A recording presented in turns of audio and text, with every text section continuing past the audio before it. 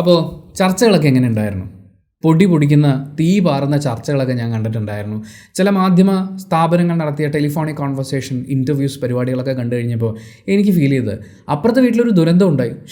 എന്നാലും ഒരു അവസ്ഥ, ആ കൊച്ചിന് നേരത്തെ വല്ലതും ഇറങ്ങിപ്പോകുന്ന പോരായിരുന്നു, ഇതാ നമ്മുടെ നാട്ടിലെ കുട്ടികളുടെയൊക്കെ അവസ്ഥ, എന്നൊക്കെ പറഞ്ഞ് ഇങ്ങനെ സങ്കടം പ്രകടിപ്പിക്കുന്ന കുറച്ച് സംഭവങ്ങളില്ലേ എന്ന് പറയുന്നതിനപ്പുറത്തേക്ക് ഗുണമുള്ള ഒരു ചർച്ചയും ഒരിടത്തും നടക്കുന്നില്ല എന്ന് എനിക്ക് തോന്നി. എന്തെങ്കിലും ഉപകാരപ്പെടുന്ന കാര്യങ്ങൾ ചാനൽ ചർച്ചയിൽ അടക്കം ഡിസ്കസ് ചെയ്തിട്ടുണ്ടെങ്കിൽ അത് സൈക്യാട്രിസ്റ്റും സൈക്കോളജിസ്റ്റുകളും മാത്രമാണ്.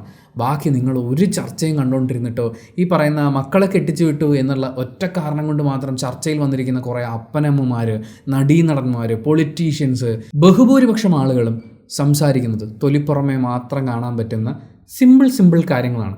അതൊക്കെയാണ് ഈ ലോകത്തെ മെയിൻ പ്രശ്നം. അതൊക്കെ കൊണ്ടാണ് ഇവർക്കൊന്നും ഈ ജീവിതത്തിൽ നിന്ന് ഇറങ്ങിപ്പോരാൻ പറ്റാതിരുന്നത്. അതൊക്കെ കൊണ്ടാണ് ആളുകൾ ആത്മഹത്യ ചെയ്യുന്നത് എന്നൊക്കെയുള്ള അവരുടെ കൺക്ലൂഷൻസ് കേൾക്കുമ്പോൾ പരമപുച്ഛം മാത്രമാണ് തോന്നുന്നത്.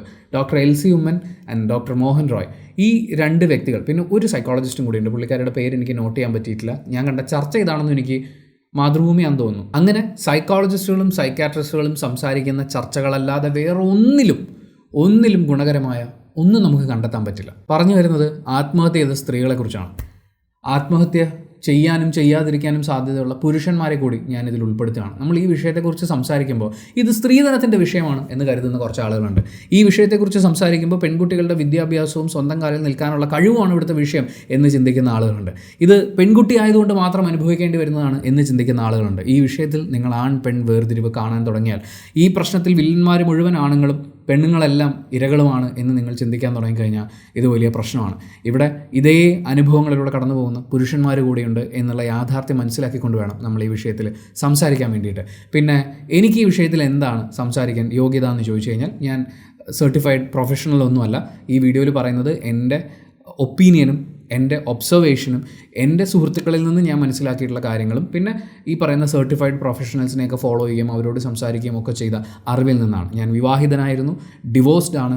എൻ്റെ വിവാഹ ജീവിതം നന്നായി മുന്നോട്ട് പോകാൻ ബുദ്ധിമുട്ടുകളുണ്ട് എന്ന് തിരിച്ചറിയുന്ന നിമിഷം ആ ജീവിതത്തിൽ നിന്ന് പുറത്തിറങ്ങിയ ആളാണ്. ഈ വിഷയത്തിൽ കുറച്ച് കാര്യങ്ങളൊക്കെ സംസാരിക്കാനുള്ള മിനിമം യോഗ്യത എനിക്കുണ്ടെന്ന് ഞാൻ വിശ്വസിക്കുന്നു. വിവാഹബന്ധം, ഈ ഒരു മരണ സീരീസുമായിട്ട് ബന്ധപ്പെട്ട് ശരിക്കും ഇങ്ങനെയൊക്കെയുള്ള വേർഡ്സൊക്കെ ഉപയോഗിക്കേണ്ടി വരുന്നതിൽ എനിക്ക് സങ്കടമുണ്ട്. പക്ഷേ നമുക്ക് സിമ്പിളായിട്ട് കാര്യങ്ങൾ സംസാരിക്കാം.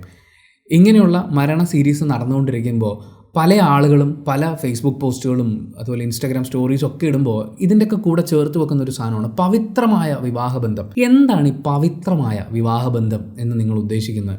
ഒരു അച്ഛൻ മകളുടെ കൈ പിടിച്ച് മറ്റൊരാൾക്ക് കൊടുക്കുകയാണ്. അത്രയും നാൾ അയാൾ തീറ്റിപ്പൊറ്റിയ തൊടലിട്ട് വളർത്തിയ ഒരു പട്ടിയെ മറ്റൊരു ആളുടെ കയ്യിൽ പിടിച്ച് ഏൽപ്പിക്കുന്നു എന്നുള്ളതിനപ്പുറത്തേക്ക് ഈ പവിത്രതയും പിണ്ണാക്കും ഒന്നും നിങ്ങൾ ചിന്തിക്കല്ലേ.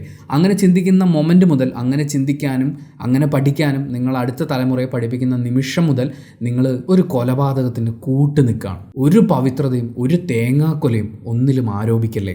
നമുക്ക് ചേരില്ല, ബുദ്ധിമുട്ടാണ് എന്ന് തോന്നിയാൽ ആ നിമിഷം വലിച്ചെറിഞ്ഞ് കളയാൻ വേണ്ടി മാത്രമേ ആ ഒരു റിലേഷൻഷിപ്പിനെ കാണാൻ പാടുള്ളൂ. എന്ന് വെച്ച് കഴിഞ്ഞാൽ ആ ബന്ധത്തിനൊരു വിലയും കൊടുക്കരുതെന്നല്ല. നമ്മുടെ സൗഹൃദങ്ങളുണ്ടാവും, നമ്മുടെ ചങ്ക് പറിച്ച് കൂടെ നിൽക്കുന്ന കൂട്ടുകാരനായിരിക്കും. പക്ഷെ പുറകിൽ നിന്ന് കുത്തുമെന്ന് മനസ്സിലാക്കി കഴിഞ്ഞാൽ ആ നിമിഷം അതിൽ നിന്ന് വിട്ടേക്കണം. അല്ലാതെ വീണ്ടും അവൻ അവസരം കൊടുക്കാൻ നിന്ന് കഴിഞ്ഞാൽ കുത്തി പുറം പൊളിഞ്ഞ് ചാകുകയുള്ളൂ. അങ്ങനെ ഒരു റിലേഷൻഷിപ്പിൽ അതിന് പവിത്രത കണ്ടുകൊണ്ട് അത് നമ്മൾ ആജീവനാന്തം വർക്ക് ചെയ്യേണ്ടതാണ്. നമ്മുടെ ജീവിതത്തിൽ ഏറ്റവും പ്രധാനപ്പെട്ട റിലേഷൻഷിപ്പ് ഇതാണ്. ഈ റിലേഷൻഷിപ്പിന് എന്തെങ്കിലും പ്രശ്നം ഉണ്ടായിക്കഴിഞ്ഞാൽ അത് എന്നെ ബാധിക്കും, എൻ്റെ പേരിനെ ബാധിക്കും, എൻ്റെ അച്ഛനമ്മമാരുടെ അഭിമാനത്തിനെ ബാധിക്കും, നാട്ടുകാരിതൊരു ചർച്ചയാക്കും, അയ്യോ എന്നൊക്കെ ചിന്തിക്കാൻ തുടങ്ങിക്കഴിഞ്ഞാൽ ഒരു പരിപാടി നടക്കില്ല. ഞാൻ വീണ്ടും പറയുകയാണ്, ഈ വീഡിയോ ഞാൻ എന്തിനാണ് ചെയ്യുന്നതെന്ന് ഞാൻ കുറേ വട്ടം ആലോചിച്ചു. ഈ വീഡിയോ കണ്ടിട്ട് അച്ഛനമ്മമാരൊക്കെ നന്നാവാൻ പോകുമെന്ന് വിചാരിച്ചിട്ടാണോ? ഈ വീഡിയോ കണ്ടിട്ട് ഇങ്ങനെ ബൈപോളാർ പ്രശ്നങ്ങളുള്ള നാർസിസിസ്റ്റിക് ബിഹേവിയറുള്ള ആളുകൾ നന്നാവുമെന്ന് വിചാരിച്ചിട്ടാണോ? അതോ ആത്മഹത്യ ചെയ്യാൻ കയറെടുത്ത് നിൽക്കുന്ന ആൾ ആ കയർ ഉപേക്ഷിച്ച് തിരിച്ചു വരണമെന്ന് വിചാരിച്ചിട്ടാണോ? ഇതിൽ പല ആളുകളും പല ചർച്ചകളിൽ ഇരുന്ന് അഡ്രസ്സ് ചെയ്തിട്ടുള്ള വിഷയങ്ങളിൽ പലതും സൈക്കോളജിസ്റ്റുകളെയും സൈക്കാട്രിസ്റ്റുകളെയും മാറ്റി നിർത്തിക്കൊണ്ട് ബാക്കി എല്ലാവരും അഡ്രസ്സ് ചെയ്തിട്ടുള്ള വിഷയങ്ങൾ എന്താണെന്നറിയോ?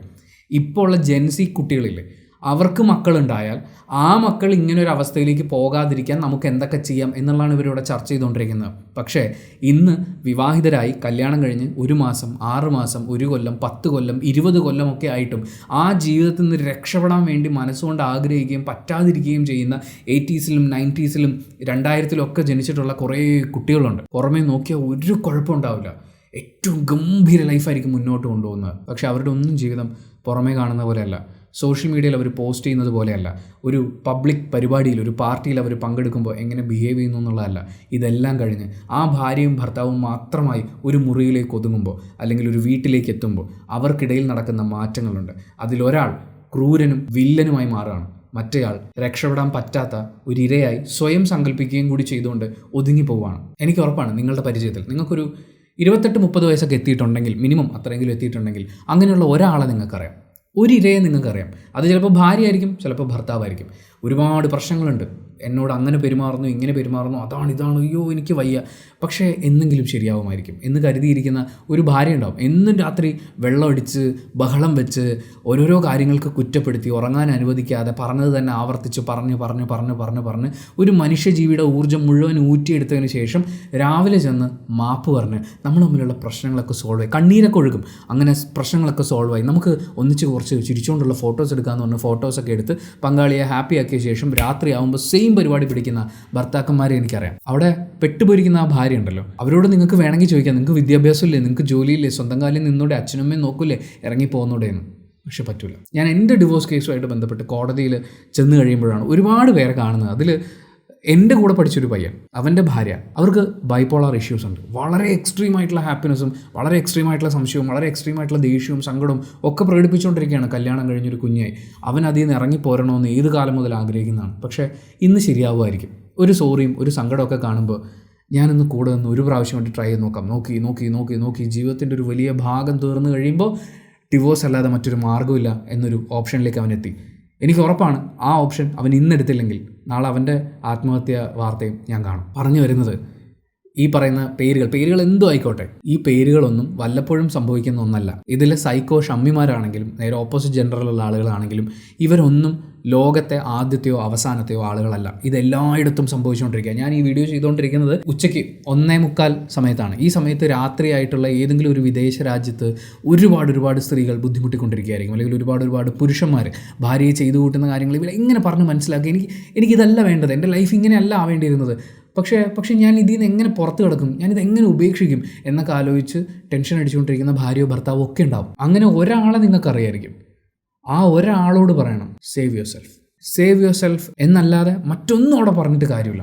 ശരിയാവുമായിരിക്കും. നമുക്ക് അയാളെ ഒരു കൗൺസിലിങ്ങിന് കൊണ്ടുപോകാം, അവിടെ ചെന്നാൽ കാര്യങ്ങളൊക്കെ ശരിയാവുമായിരിക്കും. ഈ വെള്ളോടി ഒന്ന് മാറിയാൽ മതി, അല്ലെങ്കിൽ ഈ വലിയൊന്ന് കുറച്ചാൽ മതി, അല്ലെങ്കിൽ ഈ എക്സ്ട്രീം ദേഷ്യപ്പെടലൊന്ന് കുറഞ്ഞാൽ മതിയായിരുന്നു. നമുക്കൊരു സൈക്കോളജിസ്റ്റിനെ എടുത്ത് കൊണ്ടുപോകാം. എത്ര വർഷമായിട്ട് അങ്ങനെ കൗൺസിലിങ്ങുകൾ നടത്തിക്കൊണ്ടിരിക്കുന്ന ആളുകൾ എനിക്കറിയാം. അവിടെയൊക്കെ സൈക്കോളജിസ്റ്റും സൈക്കാട്രിസ്റ്റും ഒക്കെ അവരോട് പറയുന്നുണ്ട്, നിങ്ങൾ ഈ ബന്ധം ഉപേക്ഷിക്കരുത്, നിങ്ങളുടെ ട്രാപ്പാണ്. നിങ്ങളുടെ ഓപ്പോസിറ്റ് നിൽക്കുന്ന ആളെ നന്നാക്കിയെടുക്കലോ അയാൾ രക്ഷപ്പെടുത്തിയെടുക്കലോ ഒന്നുമല്ല നിങ്ങളുടെ ഉദ്ദേശം. നിങ്ങളുടെ ലൈഫ് നോക്കുക, ഇതൊരു ട്രാപ്പാണ് എന്ന് 100,000 തവണ പറഞ്ഞു കഴിഞ്ഞാലും ഒരു പ്രാവശ്യം കൂടി ട്രൈ ചെയ്ത് നോക്കാമെന്ന് പറയും. അവരോട് as a friend, as A relative പറ്റുമെങ്കിൽ പറയാം, ജസ്റ്റ് സേവ് യുവർ സെൽഫ്.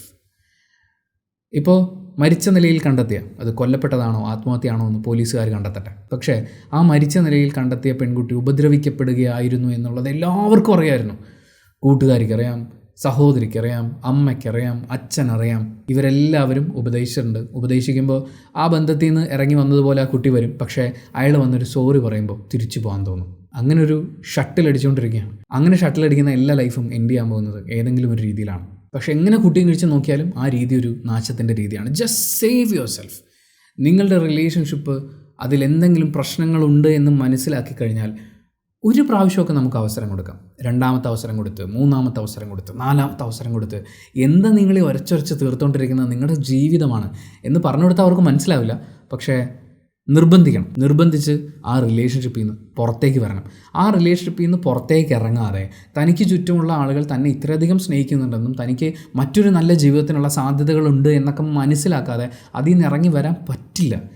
അതിനൊരു പ്രൊഫഷണൽ ഹെൽപ്പ് അത്യാവശ്യമാണ്. കുറേ ആൾക്കാർ ഈ വിഷയമായിട്ട് ബന്ധപ്പെട്ടുള്ള സോഷ്യൽ മീഡിയ പോസ്റ്റുകളൊക്കെ കാണുന്നുണ്ടായിരുന്നു. അതായത് ഈ ഭാര്യയും ഭർത്താവും ചിരിച്ചുകൊണ്ട് നിൽക്കുന്ന ഫോട്ടോസൊക്കെ കണ്ടിട്ട് ഈ സോഷ്യൽ മീഡിയയിൽ കാണുന്നൊന്നും അല്ല ജീവിതം മറ്റൊന്നാണ് എന്നൊക്കെ പറഞ്ഞുകൊണ്ടിരിക്കുന്നുണ്ട്. ഈ സോഷ്യൽ മീഡിയയിലെ ഇങ്ങനത്തെ ഈ പോസ്റ്റുകളൊക്കെ ഇത് ആക്ച്വലി ഒരു വലിയ പ്രശ്നമായിട്ട് മാറുന്നത് ഈ ബന്ധത്തിൽ നിന്ന് പുറത്തു കിടക്കാനുള്ളൊരു തടസ്സമായി മാറുന്നു എന്നുള്ളതാണ്. കാരണം ഇപ്പോൾ ആ ജീവൻ നഷ്ടപ്പെട്ട കുട്ടി എടുത്ത് നോക്കൂ, അവർക്ക് ഈ ലൈഫിൽ നിന്ന് ഇറങ്ങണമെന്നുണ്ടാവും. പക്ഷേ സോഷ്യൽ മീഡിയ എടുത്ത് നോക്കുമ്പോൾ അവിടെ മുഴുവൻ ഹാപ്പി ലൈഫാണ്.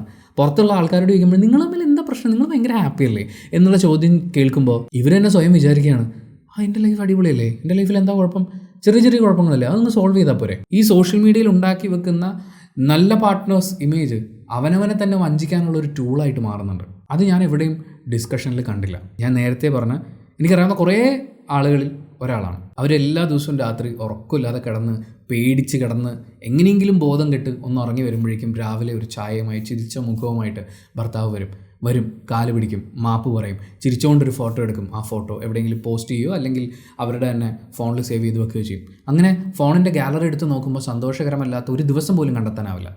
പക്ഷേ എന്നും രാത്രി അവർ ടോർച്ചർ ചെയ്യപ്പെട്ടുകൊണ്ടിരിക്കുകയാണ്. എനിക്കറിയാവുന്നൊരു പെൺകുട്ടി, അവൾ കാനഡയിലേക്ക് പോകുന്നതിന് മുമ്പ് വിവാഹം കഴിച്ചു. ഭാര്യയും ഭർത്താവും ചേർന്നാണ് കാനഡയിലേക്ക് പോയത്. അവിടെ ചെന്ന് ആ കുട്ടിക്ക് പഠിക്കാനുണ്ട്, അതിൻ്റെ കൂടെ ജോലിയുണ്ട്, ശരീരം നോക്കാൻ സമയം കിട്ടിയില്ല, കുറച്ച് തടി വെച്ചു. ഭർത്താവ് എന്നും രാത്രി അവളെ ഓരോരോ ഇരട്ട പേര് പറഞ്ഞ് വിളിക്കുകയാണ്. അവൾ എന്ത് തെറ്റാണ് ചെയ്തത്? അതിൻ്റെ പേരിൽ ലൈംഗികമായി അവർക്കിടയിൽ ഉണ്ടാകുന്ന പരസ്പരമുള്ള ഇൻസൾട്ടുകളുണ്ട്. ആ കുട്ടി എന്തിനാണ് അത് അനുഭവിക്കുന്നത്? ഇത്രയും വർഷമായി ഇപ്പോഴും അതിങ്ങനെ അനുഭവിച്ചുകൊണ്ടേയിരിക്കുകയാണ്. എന്തിന്? എന്നാൽ നിങ്ങൾ സോഷ്യൽ മീഡിയ പ്രൊഫൈൽ എടുത്ത് നോക്കിയാൽ ഹാപ്പി കപ്പിളാണ്. ഈ പറഞ്ഞ ഓരോ ആളുകളും വളരെയധികം വിദ്യാഭ്യാസമുള്ള ആളുകളാണ്. ഒരുപക്ഷെ രാജ്യത്തിൻ്റെ തന്നെ അഭിമാനമായ പരിപാടികളുടെ ആസൂത്രക സംഘത്തിൽ വരെ ഉണ്ടായിരുന്ന ആളുകളെക്കുറിച്ചാണ് ഞാൻ ഈ പറയുന്നത്. അവർക്ക് വിദ്യാഭ്യാസം ഇല്ലാത്തതുകൊണ്ടാണോ? അവർക്ക് വിവരമില്ലാത്തതുകൊണ്ടാണോ? സോഷ്യൽ മീഡിയ നോക്കിക്കഴിഞ്ഞാൽ ഗംഭീര ലൈഫാണ്. നാട്ടുകാരും വീട്ടുകാരും ഒക്കെ വിചാരിച്ചിരിക്കുന്നത് ഗംഭീര ലൈഫാണെന്നാണ്. ഇങ്ങനൊരു ഇമേജ് പുറത്തുണ്ടാക്കി വെച്ച് കഴിഞ്ഞാൽ അതിൽ നിന്ന് പുറത്തേക്ക് ഇറങ്ങാൻ ഒരു ബുദ്ധിമുട്ടായിരിക്കും. പക്ഷേ ആ ഇമേജ് അവരറിഞ്ഞുകൊണ്ട് ഉണ്ടാക്കിയതല്ല, അവരുടെയൊക്കെ ഓപ്പോസിറ്റ് നിന്ന ആളുകൾ ഉണ്ടാക്കി വെച്ചിട്ടുള്ള ഇമേജാണ്. ചെറിയൊരു ഉദാഹരണം പറയാം. ഞാൻ ഈ പറഞ്ഞ കേസുകളിലൊന്നും ഭർത്താക്കന്മാർക്ക് അവരുടെ പ്രശ്നങ്ങളെക്കുറിച്ച് പുറത്ത് ആരോടും ഡിസ്കസ് ചെയ്യുന്നത് ഇഷ്ടമല്ല. ഇത് മനസ്സിലാക്കിക്കൊണ്ട് അങ്ങനെ പുറത്ത് പറഞ്ഞു കഴിഞ്ഞാൽ അയാൾക്ക് വിഷമാവുമല്ലോ എന്ന് വിചാരിച്ച് അതൊന്നും പുറത്ത് പറയാതിരിക്കുകയാണ് ഞാൻ ഈ പറഞ്ഞ കഥാപാത്രങ്ങളൊക്കെ. ഇപ്പോൾ ഏറ്റവും അവസാനം ജീവൻ നഷ്ടപ്പെട്ട പെൺകുട്ടിയുടെ ഭർത്താവ് മാധ്യമങ്ങൾക്ക് കൊടുത്തിട്ടുള്ള ഇൻ്റർവ്യൂസ് ഒക്കെ എടുത്ത് നോക്കുകയാണെങ്കിൽ എല്ലാത്തിലും അയാൾ ചെയ്യുന്നത് മറ്റേ ആളെ കുറ്റം പറയുക അല്ലെങ്കിൽ ഞാൻ സേഫാണ് എന്ന് ഉറപ്പിക്കുക എന്നുള്ളതാണ്. ഞങ്ങൾ തമ്മിൽ അങ്ങനെ പ്രശ്നമൊക്കെ ഉണ്ടാവും, പക്ഷേ എനിക്കിഷ്ടമായിരുന്നു, ഞാനാണ് പിടിച്ചു നിർത്തിയത്, ഞാനാണ് ഈ റിലേഷൻഷിപ്പ് ഇങ്ങനെ ഹോൾഡ് ചെയ്തിട്ടുള്ളത്, ആ മുഴുവൻ സ്ട്രെയിനും എടുത്തിട്ടുള്ളത് ഞാനാണ് എന്ന് അയാൾ ഊട്ടി ഉറപ്പിക്കുകയാണ്. എൻ്റെ കുറ്റം കൊണ്ട് ചെയ്തൊരു ആത്മഹത്യ അല്ല ഇത്, ഇതിനകത്ത് വേറെന്തോ പ്രശ്നമുണ്ട് എന്ന് പറയുമ്പോഴും അയാൾ സേഫാക്കിക്കൊണ്ടിരിക്കുകയാണ്. ഈ സേഫാക്കലുകൾ ഇവിടെ പ്രതിസ്ഥാനത്ത് നിൽക്കുന്ന ആളുകളുടെ ഭാഗത്തു നിന്ന് സ്ഥിരമായി ഉണ്ടാവുകയും ഇരയാക്കപ്പെടുന്ന ആളെ എല്ലാ കാലത്തും ഇയാളെ സേഫാക്കാനുള്ള ശ്രമങ്ങൾ നടത്തിയിട്ടുണ്ടെന്ന് നമുക്ക് കാണാൻ പറ്റും. എന്തിനാണ് ഇത്രയധികം ദ്രോഹിക്കുന്ന ആളുകളെ ഇവരൊക്കെ സേഫാക്കി വെക്കുന്നത്? കുറേ ആളുകൾ പറയും പേരൻറ്റിംഗ് ആണ് ഇവിടുത്തെ വിഷയം, അച്ഛനമ്മമാർ നന്നായി വളർത്താത്തതുകൊണ്ടാണ്. ഒരു പ്രശ്നം ഉണ്ടാകുമ്പോൾ, ഒരു റിലേഷൻഷിപ്പിൽ പ്രശ്നം ഉണ്ടാകുമ്പോൾ ഇറങ്ങി വരാനുള്ള ധൈര്യം കൊടുത്ത് വേണം കുഞ്ഞുങ്ങളെ വളർത്താൻ എന്നൊക്കെയുള്ള കുറേ സ്റ്റേറ്റ്മെൻറ്റുകളൊക്കെ കണ്ടു. ശരിയാണ്, ധൈര്യമുള്ള പെൺകുട്ടികളായിട്ട് വളർത്തണം. പക്ഷെ ഞാൻ ഈ പറഞ്ഞ ഉദാഹരണങ്ങളിലും അവർ പുട്ടുപോലെ ഇറങ്ങി വരാൻ പറ്റുന്ന അത്രയും നല്ല ഫാമിലി സപ്പോർട്ട് അവർക്കുണ്ട്. പക്ഷെ അവർക്ക് അതിന് പറ്റില്ല. എന്നാൽ അതേസമയം യാതൊരുവിധ സപ്പോർട്ടും കൊടുക്കാത്ത ഫാമിലീസ് ഇവിടെ ഉണ്ട്. ആ യാഥാർത്ഥ്യം നമ്മൾ മനസ്സിലാക്കണം. ഒരു കുഞ്ഞുണ്ടായി, കുഞ്ഞിന് 8 വയസ്സാവുമ്പോഴെങ്കിലും അയാൾ നന്നാവും എന്ന് പ്രതീക്ഷിച്ചിരുന്നു എന്നാണ് ഒരു ഇരയുടെ അച്ഛൻ പറഞ്ഞത്. കല്യാണം കഴിപ്പിച്ചു കൊടുത്ത് ഒരു കൊച്ചുണ്ടായി, കൊച്ചിന് 8 വയസ്സാവുന്നത് വരെയും ഈ ഉപദ്രവങ്ങളൊക്കെ തുടരുമ്പോഴും ഇദ്ദേഹം നോക്കിയിരിക്കുകയാണ് ഇവൻ നന്നാവും എന്ന് കരുതിയിട്ട്. ലോകത്തൊരാളെയും നന്നാക്കിയെടുക്കുക എന്നുള്ളത് അവരെ വിവാഹം കഴിക്കുന്ന ആളിൻ്റെ ജോലിയല്ല. പക്ഷേ കല്യാണം കഴിഞ്ഞാൽ നന്നാവും എന്ന് പറയുന്ന എന്തോ ഒരു കൺസെപ്റ്റ് എവിടെയോ കിടക്കുന്നതുകൊണ്ട് ഇന്നും അതിൻ്റെ പേരിൽ സ്വന്തം മക്കളെ ബലിയാടാക്കിക്കൊണ്ടിരിക്കുകയാണ് അച്ഛനമ്മമാർ. ഇപ്പം ശരിയാവും, നാളെ ശരിയാവും, നീ കുറച്ചൊക്കെ ഒന്ന് അഡ്ജസ്റ്റ് ചെയ്ത് നിൽക്ക്, നമുക്കത് അങ്ങനെ ശരിയാവുമെന്ന് നോക്കാം, ഇങ്ങനെ ശരിയാവുമെന്ന് നോക്കാം എന്ന് എത്ര പേര് ശ്രമിക്കുന്നു. സ്ത്രീധന തുക കൂട്ടിച്ചോദിച്ച് മകളെ ഉപദ്രവിക്കുന്നു എന്നറിയുമ്പോൾ അവിടുത്തെ പ്രശ്നം സ്ത്രീധന തുക കൂട്ടിക്കൊടുക്കലല്ല, മകളെ സേഫ് ആക്കലാണ് എന്ന് എന്തുകൊണ്ടാണ് അച്ഛനമ്മമാർക്ക് മനസ്സിലാക്കാൻ പറ്റാത്തത്? ലോകത്ത് എന്തൊരാവശ്യത്തിന് വേണ്ടിയും ഒരു മനുഷ്യജീവിയെ മറ്റൊരാൾ ഉപദ്രവിക്കുമ്പോൾ ഉപദ്രവിക്കപ്പെടുന്ന ആളെ സേഫ് ആക്കുന്നതിന് പകരം ഉപദ്രവിക്കുന്ന ആൾ ആവശ്യപ്പെടുന്നത് അങ്ങ് ചെയ്തു കൊടുത്ത് സെറ്റിലാക്കി സമാധാനിപ്പിച്ച് വിടുക എന്നാണെന്ന് ഇപ്പോൾ ഈ ഏറ്റവും അവസാനം മരിച്ച കുട്ടിയുടെ അച്ഛനും ഇരുന്ന് പറയുന്നുണ്ടായിരുന്നു. അതൊക്കെ വേണ്ട രീതിയിൽ നമ്മൾ നോക്കിയിട്ടുണ്ട്. അങ്ങനെയുള്ള അച്ഛനമ്മമാരൊക്കെ ഇവിടെ ഉള്ളപ്പോഴും മക്കളെ നിങ്ങൾ ധൈര്യമായിട്ട് ഇങ്ങോട്ട് പോരും, ടിക്കറ്റ് കാശ് വേണമെങ്കിൽ ഞാൻ അയച്ചു തരാം എന്ന് പറയുന്ന അപ്പനമ്മമാരും ഉണ്ട്. എന്നിട്ടും ഇവരിൽ പലർക്കും ആ ജീവിതത്തിൽ നിന്ന് പുറത്തു കടക്കാൻ പറ്റുന്നില്ല. സ്ത്രീധനമാണോ വിഷയം? സ്ത്രീധനം ഒരു വിഷയമാണ്. സ്ത്രീധനം എന്ന് പറയുന്ന ആ വിഷയത്തിനെ നമുക്ക് മാറ്റി നിർത്താനൊന്നും പറ്റില്ല. പക്ഷേ ഈ സംഭവിച്ചുകൊണ്ടിരിക്കുന്ന പ്രശ്നങ്ങളുടെ കോർ ഇഷ്യൂയിലേക്ക് നമ്മൾ പോകുമ്പോൾ സ്ത്രീധനം മാത്രമല്ല അവിടുത്തെ വിഷയം. രക്ഷപ്പെടാൻ ആഗ്രഹിക്കുന്ന പെൺകുട്ടിയെക്കുറിച്ച് നമ്മൾ സംസാരിക്കുമ്പോൾ സ്ത്രീധനം അവിടെ ഒരു വില്ലനായിട്ട് വരുമ്പോൾ നമുക്ക് സ്ത്രീധനത്തെ മാത്രം പഴിക്കാം. പക്ഷേ ഇവിടെ സ്ത്രീധനം മാത്രമല്ല വിഷയം. പ്രീ മാരിറ്റൽ കോഴ്സും ലൈംഗിക വിദ്യാഭ്യാസവും ഒക്കെ നമ്മൾ ചർച്ചയ്ക്കെടുക്കേണ്ട ഒരു കാലഘട്ടമാണിത്. പക്ഷേ ലൈംഗിക വിദ്യാഭ്യാസത്തിനെ കുറിച്ച് സംസാരിക്കുമ്പോൾ മറ്റേ ടീം ഇപ്പോൾ ഓടി വരും. എന്നാൽ നിങ്ങൾ സ്കൂളിൽ കുട്ടികൾക്ക് ബ്ലൂ ഫിലിം കാണിച്ചു കൊടുക്കുന്നത്. ആ വിവരദോഷികളെന്നും പറഞ്ഞിട്ട് കാര്യമില്ല. നമ്മുടെ നാട്ടിൽ നടക്കുന്ന പല ജാതി മത വിഭാഗങ്ങളുടെയും പ്രീ മാരിറ്റൽ കോഴ്സൊക്കെ ഉണ്ട്. ഒരു പ്രീ മാരിറ്റൽ കോഴ്സിന് പെൺകുട്ടികളുടെ സൈഡിലേക്ക് തിരിഞ്ഞു നിന്നുകൊണ്ട് ആ കോഴ്സ് എടുക്കാൻ പോയ ഒരു ചേച്ചി എന്ന് വിളിച്ചാൽ മതി. അവരങ്ങനെ ഒരു വേറൊരു പൊസിഷനൊന്നും അവർക്ക് കൊടുക്കേണ്ട യാതൊരു ആവശ്യമില്ല. പ്രായത്തിൻ്റെ മാത്രം ബഹുമാനം കൊടുത്തുകൊണ്ട് സംസാരിക്കാം. ആ ചേച്ചി ചോദിച്ചാൽ നിങ്ങളിൽ എത്ര പേർക്ക് നല്ല രുചിയായി ചമ്മന്തി അരയ്ക്കാൻ അറിയാം എന്നുള്ളതാണ്. പ്രീ മാരിറ്റൽ കോഴ്സിൻ്റെ കാര്യമാണ് പറയുന്നത്. എന്നും രാവിലെ എണീറ്റ് ഭർത്താവിൻ്റെ കാല് തൊട്ട് എണീക്കണം എന്ന് ഇന്നും കോച്ചിങ് കൊടുക്കുന്ന പ്രീ മാരിറ്റൽ കോച്ചിങ് ക്ലാസ്സുകളുണ്ട് നമ്മുടെ നാട്ടിൽ. അങ്ങനെ തൊഴുത് എണീക്കേണ്ട ഒരാളെ എങ്ങനെയാണ് ഒരാൾക്ക് തള്ളിപ്പറയാൻ പറ്റുക? ലൈംഗികത ഒരു വലിയ വിഷയമാണ്. ഇത് ഒരാളുടെ മാത്രം പ്ലഷറിന് വേണ്ടിയോ കുഞ്ഞുങ്ങളെ ഉണ്ടാക്കാൻ വേണ്ടി മാത്രം ചെയ്യുന്നൊരു പ്രക്രിയയായിട്ടോ ഒക്കെ പഠിപ്പിച്ചു വിടുന്ന ആളുകളുണ്ട്. എങ്ങനെയാണ് പങ്കാളിയോട് ഇതിനെക്കുറിച്ച് സംസാരിക്കുക എന്ന് പോലും വിവരമില്ലാത്ത ആളുകളോട് വിവാഹം ചെയ്യപ്പെടുന്നുണ്ട്. പക്ഷേ ഈ പറയുന്ന ലൈംഗിക വിദ്യാഭ്യാസം കൊണ്ട് മാത്രം നമുക്ക് ഈ പെൺകുട്ടികളെ രക്ഷിക്കാൻ പറ്റുമായിരുന്നു? അവിടെ ഞാൻ ഇല്ലയെന്നേ പറയുള്ളൂ. ലഹരി ഒരു വലിയ വില്ലൻ തന്നെയാണ്. മദ്യപിച്ചാൽ മറ്റൊരാളായി മാറുന്ന പ്രതിഭാസം നമുക്ക് ഒരുപാട് ആളുകളിൽ കാണാൻ പറ്റും. ഈ പറയുന്ന ഇരകളിൽ ബഹുഭൂരിപക്ഷം ആളുകളും എന്നോടും സംസാരിക്കുമ്പോൾ പറഞ്ഞിട്ടുള്ള വലിയൊരു കാര്യമാണ്, വൈകുന്നേരം ആകുമ്പോഴേക്കും വെള്ളമടിക്കും, അത് കഴിയുമ്പോൾ ആൾ മാറിപ്പോവും. പക്ഷേ അവർ പറയാതെ പറയുന്ന മറ്റൊരു കാര്യവും കൂടിയുണ്ട്. ലഹരി മാത്രമല്ല അവിടുത്തെ വില്ലൻ. പുറമേ കാണുമ്പോൾ എല്ലാവരുടെയും മുമ്പിൽ ചിരിച്ച് കളിച്ച് എല്ലാത്തിലും നല്ല ഹാപ്പി ആയിട്ടൊക്കെ ഇരുന്ന ശേഷം സ്വന്തം വീട്ടിലേക്ക് വന്ന് കഥ കടച്ച് അവരവർ മാത്രമാവുന്ന നിമിഷങ്ങളിലാണ് ഈ മാറ്റം വളരെ ശക്തമായി വരാം. അതിനൊപ്പം ലഹരി കൂടി ചേരുമ്പോഴാണ് ഉള്ളിലുള്ള ആ ഭൂതം അതിൻ്റെ ഉഗ്രരൂപം പുറത്ത് കാണിക്കുക. ഇത് പുറത്തുനിന്ന് കാണുന്ന നമുക്കും അറിയാം, ആ റിലേഷൻഷിപ്പിൻ്റെ അകത്തിരിക്കുന്ന അവർക്കും അറിയാം. എന്നിട്ട് അവർക്ക് എന്താ പുറത്തു വരാൻ പറ്റാത്തത്? ആത്മഹത്യ ചെയ്യുന്നതിനെ കുറിച്ച് പറയുമ്പോൾ ആത്മഹത്യയാണെങ്കിൽ അത് പണ്ടേ ചെയ്യേണ്ടതായിരുന്നു, ഇതിനും വലിയ പ്രശ്നങ്ങളൊക്കെ അവർ ഫേസ് ചെയ്തിട്ടുണ്ടായിരുന്നു എന്ന് വീട്ടുകാരും ഭർത്താവും ഒക്കെ നിന്ന് പറയാണ്. അതായത് ഇപ്പോൾ ആത്മഹത്യ ചെയ്തത് ചെറിയ വിഷയത്തിനാണ്, ഇതിലും വലിയ വിഷയങ്ങൾ അവർ ഡീൽ ചെയ്തിരുന്നു എന്നാണ്. ഇതൊന്നും ഒരു ക്രെഡിറ്റ് പോലെയാണ് പറയുന്നത്. ഇതിനേക്കാൾ വലിയ പ്രശ്നങ്ങൾ അവർ ഡീൽ ചെയ്തിരുന്നു എന്ന്. എന്നിട്ടൊന്നും നിങ്ങൾക്ക് രക്ഷിച്ച് പുറത്തെടുക്കാൻ പറ്റിയില്ലല്ലോ. അതുപോലെ മറ്റൊരു ഡയലോഗാണ്, നേരത്തെ ഇറങ്ങി പോരായിരുന്നല്ലോ എന്നൊക്കെ ഉള്ള ചില ചോദ്യങ്ങളൊക്കെ ഉണ്ട്. എല്ലാവരും അവരവരുടെ റിലേഷൻഷിപ്പിൽ വർക്ക് ചെയ്യും. നമ്മളൊക്കെ പഠിച്ചിരിക്കുന്നതും അങ്ങനെ തന്നെ. മാത്രമല്ല ഏതൊരു റിലേഷൻഷിപ്പിലും ആവശ്യം അതാണ്, രണ്ട് വ്യക്തികൾ അതുവരെ വലിയ പരിചയമൊന്നും ഇല്ലാതിരുന്ന ആൾ. ഞാൻ വിവാഹം എന്ന് പറയുന്ന ആ ഒരു ഇൻസ്റ്റിറ്റ്യൂഷനെ കുറിച്ചാണ് സംസാരിക്കുന്നത്. അതിന് മുൻപ് ഇപ്പോൾ പ്രണയിച്ച് വിവാഹം കഴിച്ച ആളുകളാണെങ്കിൽ പോലും ഒരുമിച്ച് ജീവിക്കാൻ തുടങ്ങുമ്പോൾ, ഭാര്യ ഭർത്താവ് എന്ന് പറയുന്ന ടൈറ്റിലുകൾ കൊടുത്ത് ഒരുമിച്ച് ജീവിക്കാൻ തുടങ്ങുമ്പോൾ അവർക്കിടയിൽ ഉണ്ടാകുന്ന ഒരുപാട് സ്വരച്ചേർച്ചകളുണ്ടാകും, ഒരുപാട് അണ്ടർസ്റ്റാൻഡിങ് ഇഷ്യൂസ് ഉണ്ടാകും.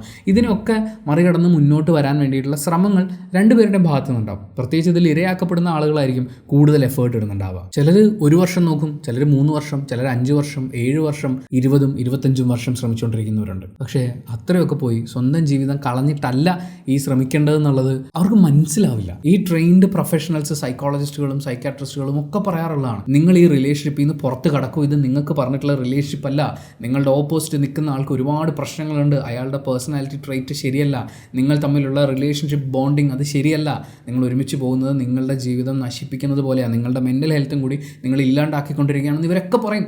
പക്ഷേ ഇവരിത് കേൾക്കില്ല, ഇവർക്കിത് മനസ്സിലാവില്ല. ഞാൻ പറയുന്നത്, കുറേ ആൾക്കാർ ചോദിക്കും ഡിവോഴ്സ് ചെയ്താൽ പോരെയെന്ന്. ഡിവോഴ്സ് കൊണ്ടൊന്നും ആവില്ലാന്നേ. ഡിവോഴ്സ് ഫയൽ ചെയ്ത് നമ്മുടെ കോടതികൾ കൊടുക്കുന്ന സമയമുണ്ട്. ഞാനിപ്പോൾ എൻ്റെ ഡിവോഴ്സ്, ഇപ്പോൾ മ്യൂച്വൽ ഡിവോഴ്സായിട്ട് ഡിവോഴ്സ് ഫയൽ ചെയ്ത് കഴിഞ്ഞാൽ എനിക്ക് കോടതി ഒരു ഡേറ്റ് വരും. ആ ഡേറ്റിൽ ഞാൻ കോർട്ടിൽ ചെല്ലും. അവിടെ ഒരു സൈക്കോളജിസ്റ്റ് ഉണ്ടാകും. സൈക്കോളജിസ്റ്റ് നമ്മളെ രണ്ടുപേരും വിളിച്ചിരുത്തി ചോദിക്കും, നിങ്ങൾക്ക് ഇത് ഒരുമിച്ച് കൊണ്ടുപോകൂടെ, കുഴപ്പങ്ങൾ അങ്ങനെ നമുക്ക് പരിഹരിച്ചുകൂടെ എന്നൊക്കെ പറഞ്ഞാൽ അവർ അവിടെ സെറ്റിലാക്കാൻ നോക്കും. അത് കഴിഞ്ഞ് ഒരു 6 മാസം കഴിഞ്ഞിട്ടുള്ള ഒരു ഡേറ്റ് ആയിരിക്കും തരിക. സെറ്റിലാക്കാൻ പറ്റുമെന്ന് തോന്നിക്കഴിഞ്ഞാൽ അടുത്ത കൗൺസിലിംഗ് ഡേറ്റ് വരും. കോടതിയിൽ ഏറ്റവും അവസാന ദിവസം 6 മാസം കഴിഞ്ഞിട്ടുള്ള ഡേറ്റാണ് തരിക. ആ ദിവസം കോടതിയിൽ വിളിപ്പിച്ചിട്ട് നിങ്ങൾക്ക് ഡിവോഴ്സ് തന്നെയാണോ വേണ്ടതെന്ന് ചോദിക്കും. അപ്പോൾ രണ്ടുപേരും യെസ് പറഞ്ഞു കഴിയുമ്പോഴാണ് ഈ ഡിവോഴ്സ് എന്ന് പറഞ്ഞ സാധനം കിട്ടുക. അതായത് ഇത് ഫയൽ ചെയ്യാൻ എടുക്കും ഒരു വലിയ കാലയളവ്.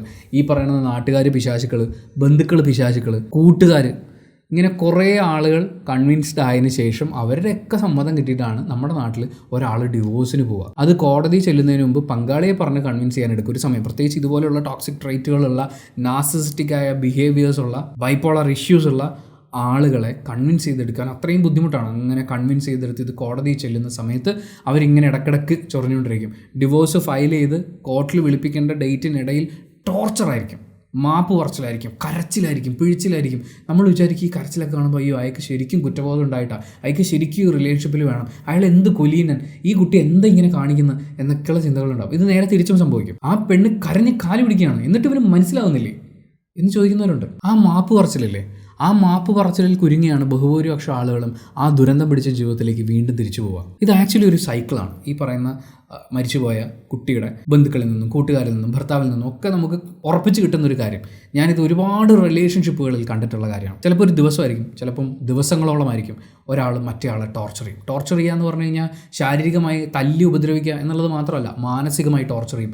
അവർ ഡ്രെയിൻ ചെയ്യും. ഒരാളെ നമുക്ക് ഡ്രെയിൻ ചെയ്യിക്കുക എന്ന് പറയുന്നത് അയാളെ മെൻ്റലി, ഫിസിക്കലി, ഫിനാൻഷ്യലി, സോഷ്യലി ഒക്കെ നമുക്ക് ഡ്രെയിൻ ചെയ്തെടുക്കാൻ പറ്റും. അയാളുടെ എല്ലാ സോഷ്യൽ റിലേഷൻഷിപ്പുകളെയും അത് വേണ്ട എന്ന് പറഞ്ഞ് ചോർത്തിക്കളയുക. ഈ റിലേഷൻഷിപ്പിൽ ഒരു പ്രശ്നം ഉണ്ടായാൽ എന്നെ ഒന്ന് സഹായിക്കാമോ എന്ന് ചെന്ന് ചോദിക്കാൻ പറ്റുന്ന ഓരോ ആളുകളെയും കട്ട് ഓഫ് ചെയ്യുക. അത് വേണം, ഇത് വേണം, അങ്ങനെ ചെയ്യണം, ഇങ്ങനെ ചെയ്യണം എന്ന് പറഞ്ഞ് ഫിനാൻഷ്യലി ഡ്രെയിൻ ചെയ്യുക. മെൻ്റലി നീ അങ്ങനെയാണ്, ഇങ്ങനെയാണ്, എൻ്റെ ജീവിതം നീ കുളമാക്കി എന്ന് വരെ പറഞ്ഞുകൊണ്ട്, അതായത് എപ്പോഴും ഈ പറയുന്ന ആളുകൾ അവരുടെ ഭാഗത്ത് ഒരു പ്രശ്നമില്ല എന്നായിരിക്കും പറയാം. ടോർച്ചർ ചെയ്യപ്പെടുന്നത്, ഡ്രെയിൻ ആക്കപ്പെടുന്നത് ഇരയാണ് ആക്ച്വലി. പിന്നെ ഫിസിക്കലി ഉണ്ട്, തല്ലുക, ഉപദ്രവിക്കുക, കൊല്ലും എന്ന് പറഞ്ഞ് ഭീഷണിപ്പെടുത്തുക. ഇങ്ങനെ ടോർച്ചർ ചെയ്യാവുന്നതിൻ്റെ മാക്സിമം ടോർച്ചർ ചെയ്യും. ഇത് കഴിഞ്ഞ് ഇരയാക്കപ്പെട്ട ആൾ ചിലപ്പോൾ തിരിച്ചൊന്ന് ഫൈറ്റ് ചെയ്യും. ഇതൊക്കെ ആദ്യ സമയങ്ങളിൽ മാത്രമേ ഉണ്ടാവുള്ളൂ. തിരിച്ചൊന്ന് ഫൈറ്റ് ചെയ്യും. ആ ഫൈറ്റിനൊടുവിൽ ഫൈറ്റ് ചെയ്തിട്ട് കാര്യമില്ല എന്ന് വിചാരിച്ചിട്ട് ഇയാളിത് വിടും, നമുക്കിതിൽ നിന്ന് ഇറങ്ങിപ്പോവാം എന്ന് ചിന്തിക്കുന്ന ഒരു സമയത്ത് ഇത്രയും നേരം പ്രശ്നം ഉണ്ടാക്കിക്കൊണ്ടിരുന്ന ആൾ മാപ്പ് പറയും, സ്നേഹം കൊടുക്കും. സ്നേഹം എന്നൊക്കെ പറഞ്ഞു കഴിഞ്ഞാൽ അങ്ങ് ലവ് ബോംബിംഗ് എന്നൊക്കെ പറയുന്ന വേർഡ് കേട്ടിട്ടുണ്ട്. അതിൽ നിങ്ങൾ ഇതിൻ്റെ ഒരു കൃത്യമായ അർത്ഥമൊന്നും മനസ്സിലാക്കിയിട്ടില്ലെങ്കിലും സ്നേഹത്തിൻ്റെ ബോംബിംഗ് ആണ്. ഒരു ബോംബ് വന്ന് വീണാൽ എന്താ സംഭവിക്കുക? ആറ്റം ബോംബ് വീണ് കഴിഞ്ഞാൽ അത് മഹാസംഭവമായിട്ട് തോന്നും.